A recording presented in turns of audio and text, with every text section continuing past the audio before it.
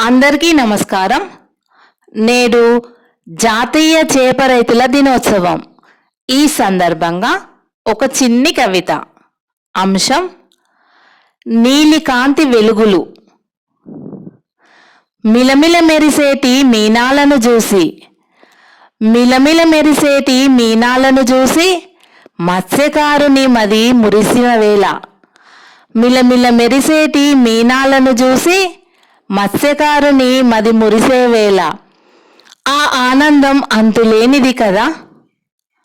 అందాల పొలుసుల మేనినంతా, అందాల పొలుసుల మేనినంతా నీలి అలల చాటున వంకీలెన్నో తిప్పుకుంటూ, అందాల పొలుసుల మేనినంతా నీలి అలల చాటున వంకీలెన్నో తిప్పుకుంటూ వడివడిగా పరిగెడుతుంటే చందమామలొక వంక, చారడేసి కన్నులవి ఇంకొక వంక.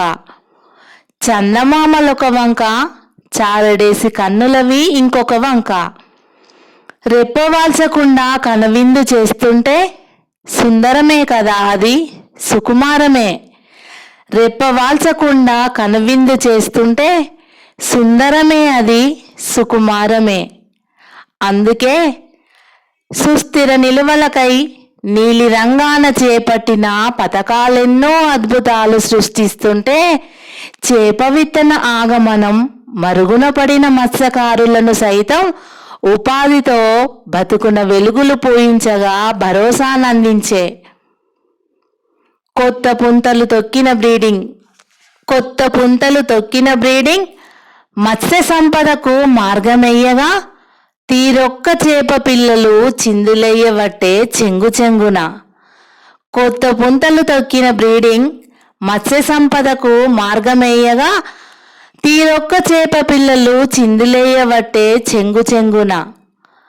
విసిరిన వల, విసిరిన వల అలసటన్నది తెలియక, విసిరిన వల అలసటన్నది తెలియక నీలికాంతి వెలుగుల్లో మెరుస్తుంటే నిత్యం స్వయం సమృద్ధిని సాధించే సేవకుడిగా మారిన జాలరి అందివచ్చిన అవకాశాలతో సాంకేతికతతో సుసంపన్నుడు కాదా.